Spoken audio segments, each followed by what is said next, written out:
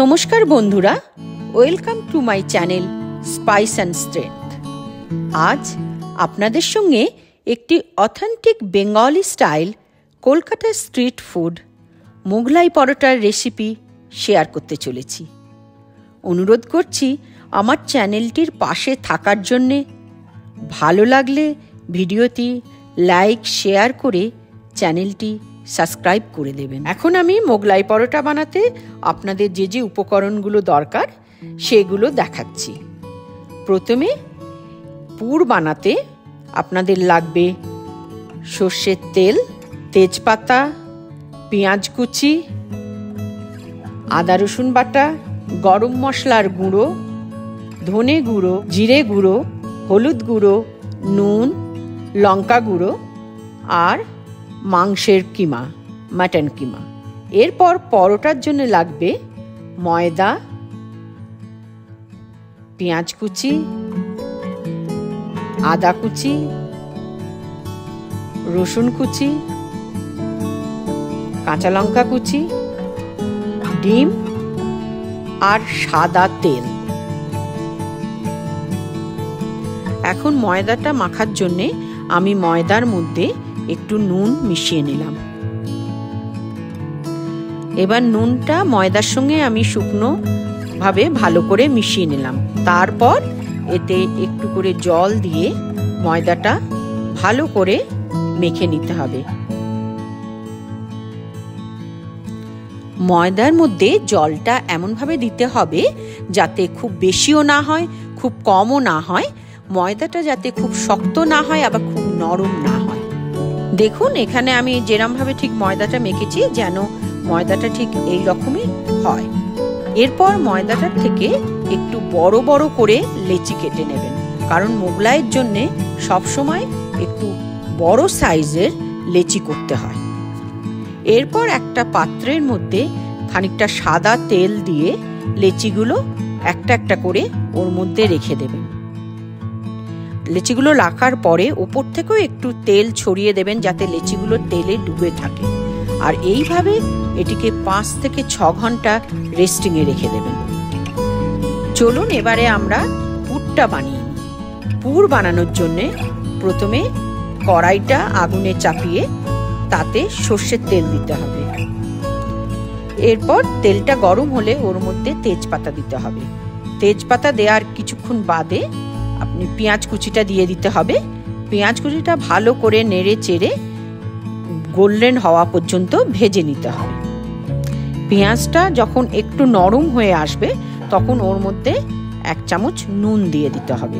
নুন দিলে পেঁয়াজের স্বাদটা একটু ভালো আসে। এবার পেঁয়াজের মধ্যে আদা রসুন বাটা দিয়ে পেঁয়াজটাকে ভালো করে ভেজে নিতে হবে। তারপর এতে হলুদ গুঁড়ো, লঙ্কা গুঁড়ো, ধনে গুঁড়ো, জিরে গুঁড়ো দিয়ে ভালো করে কষে নিতে হবে। এরপর এর মধ্যে টমেটোটা দিয়ে ভালো করে কষিয়ে নিতে হবে। টমেটোটা ততক্ষণ কষিয়ে নিতে হবে যতক্ষণ না এর থেকে তেল ছেড়ে আসে। তেলটা যখন ছেড়ে আসবে তার মধ্যে আমরা মাটন কিমাটা ঢেলে দেব। মাটন কিমাটা এবার ভাজা ভাজা করে নিতে হবে। একটু সময় ধরে মাটন কিমাটাকে ভালো করে মশলার সঙ্গে ভেজে নিতে হবে। মাটন কিমাটা যখন ভালো করে কষানো হয়ে যাবে, একদম পুরো রান্না শেষ হয়ে যাবে, যখন তেল ছেড়ে আসবে তার মধ্যে গরম মশলা দিয়ে ওটাকে নামিয়ে ফেলতে হবে। চলুন আমরা এখন মোগলাই পরোটাটা বানাতে শুরু করি। মোগলাই পরোটা বানানোর জন্যে আমাদের একটা ফ্রাই প্যানে বেশ কিছুটা তেল ঢেলে নিতে হবে। আর এই পরোটাটা আমাদের দুবারে ভাজতে হবে। তো ফ্রাই প্যানে যতক্ষণ তেলটা গরম হচ্ছে ততক্ষণ আমরা মোগলাইটা বেলতে শুরু করি। এখন আমরা মোগলাই পরোটাটা বেলতে শুরু করি। বেলার জন্যে এখন লেচিটা আমরা তেল থেকে তুলে নেব।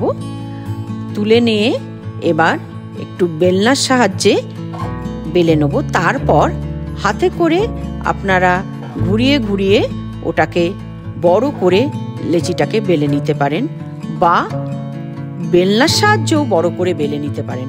আমি আপনাদের দুরকম প্রসেসে দেখিয়ে দিচ্ছি। এবার পরোটাটা যখন বেলা হয়ে যাবে তার মধ্যে মাংসের কিমাটা, তার সঙ্গে পেঁয়াজ কুচো, আদা কুচো, রসুন কুচো, লঙ্কা কুচো আর একটি ডিম ভেঙে দিয়ে দিতে হবে। সমস্ত উপকরণগুলো দিয়ে কিমাটাকে ভালো করে মেখে নিয়ে এবার পরোটার মাঝখানে দিয়ে পরোটাটাকে চারদিক থেকে মুড়ে একটা স্কোয়ার শেপ দিয়ে নিতে হবে। এবার পরোটাটাকে স্কোয়ার শেপ করে ভালো করে মুড়ে নিতে হবে। মোড়ানোর সময় দেখতে হবে যেন পরোটাটা ফেটে না যায়। এবার মুড়ে গেলে পরোটাটাকে এনে গরম তেলের মধ্যে দিয়ে দিতে হবে।